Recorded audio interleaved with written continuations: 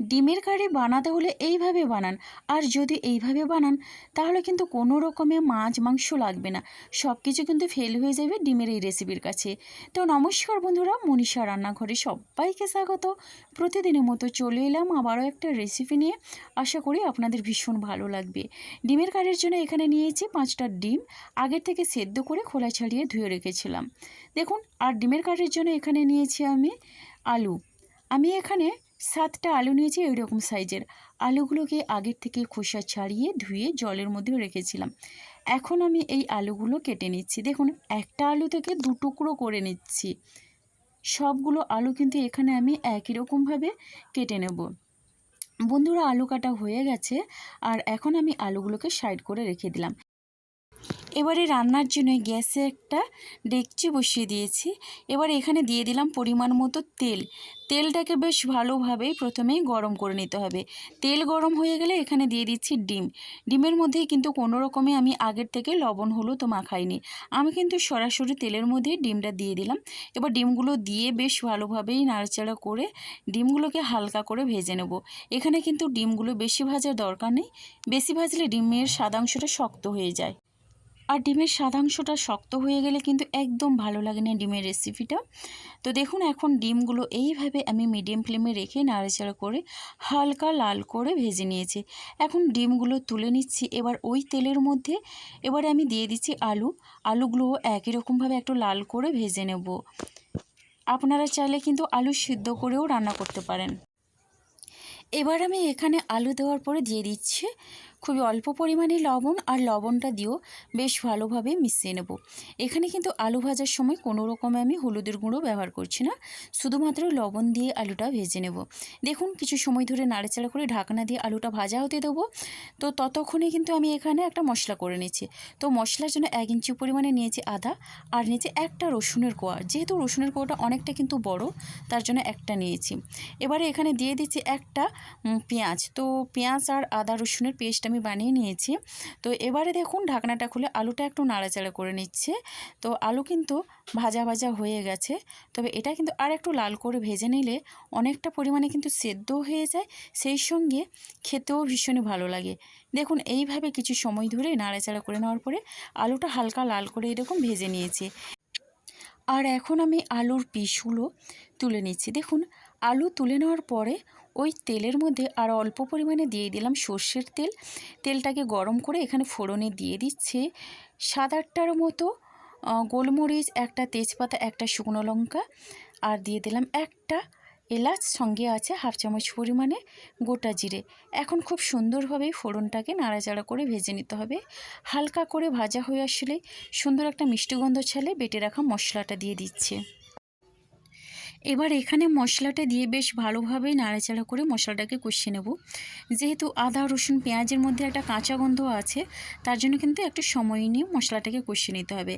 দেখুন, এইভাবে কিছু সময় ধরে নাড়াচাড়া করে নেওয়ার পরে দিয়ে দিচ্ছি টমেটো পিউরি। তো একটা মাঝের সাইজের টমেটো এইভাবে আমি পিউরি করে রেখেছিলাম। তো টমেটো পিউরি দিয়ে বেশ ভালোভাবে এই মশলাটার সঙ্গে মিশিয়ে নিচ্ছি। টমেটোর মধ্যেও কিন্তু কাঁচা গন্ধ থাকে, তার জন্য কিন্তু সমস্ত মশলা একসঙ্গে মিশিয়ে বেশ ভালোভাবে মশলাটাকে কষিয়ে নিতে হবে। টমেটো পিউরি দিয়ে বেশ ভালোভাবে এখানে নাড়াচাড়া করে নেওয়ার পরে এবারে এখানে আমি অ্যাড করে দিচ্ছি গুঁড়ো মশলা। তো 1/2 চামচ পরিমাণে দিয়ে দিলাম হলুদের গুঁড়ো, 1/2 চামচ পরিমাণে দিয়ে দিলাম ঝাল লঙ্কার গুঁড়ো, 1/2 চামচ পরিমাণে কাশ্মীরি লাল লঙ্কার গুঁড়ো, জিরের গুঁড়ো, আর দিয়ে দিচ্ছি ধনের গুঁড়ো 1/2 চামচ পরিমাণে।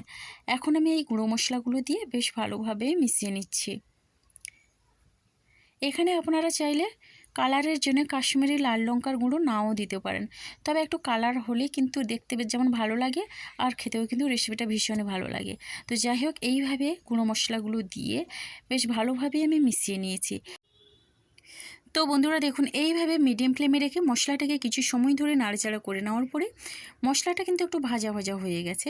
তো এবারে আমি দিয়ে দিচ্ছি এখানে 1/2 কাপের মতো জল, আর জলটা দিয়েও মশলার সঙ্গে বেশ ভালোভাবে মিশিয়ে নিচ্ছি। মশলাটা যাতে ফুলে না যায় তার জন্য আমি একটু জল দিয়ে দিলাম। তো এখন জলটা দিয়ে এখানে ঢাকনা চাপা দিয়ে 3 থেকে 4 মিনিটের মতো লো ফ্লেমে হতে দেবো। দেখুন, 3-4 মিনিট পরে ঢাকনা খুলে দেখিয়ে দিচ্ছি। মশলাটা কিন্তু খুব সুন্দরভাবে এখানে তেল ছেড়েছে আর কালারটা দেখেছেন তো, খুব সুন্দর একটা কালার এসছে। তো এখন আমি এইভাবে নাড়াচাড়া করে মিশিয়ে নিচ্ছি। এবারে দেখুন দিয়ে দিচ্ছি আগের থেকে ভেজে রাখা আলু। তো বন্ধুরা আলুর পিসগুলো দিয়েও খুব সুন্দরভাবে কিন্তু মশলার সঙ্গে মিশিয়ে নেব। আর মিশিয়ে নিয়ে আলুটাও মশলার সঙ্গে কষিয়ে নিতে হবে।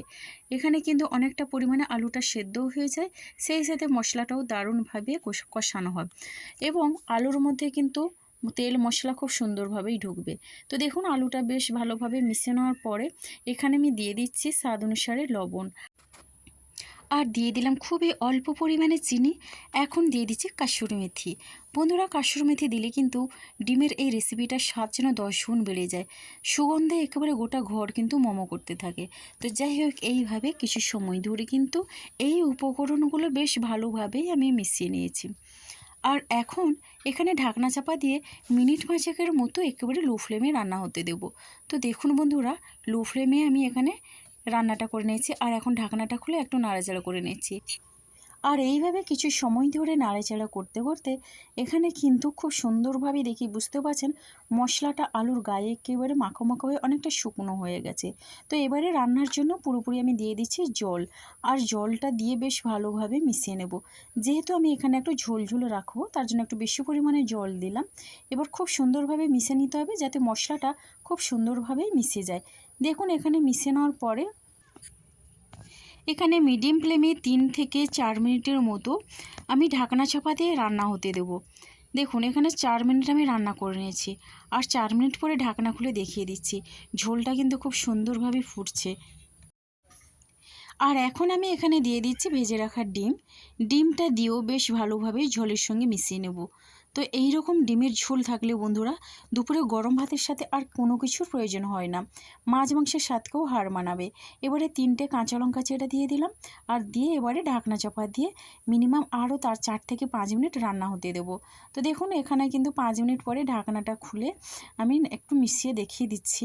ডিমের রেসিপিটা কিন্তু ভীষণই লোভনীয় হয়েছে আর আলুগুলোও কিন্তু খুব সুন্দরভাবে সেদ্ধ হয়ে গেছে।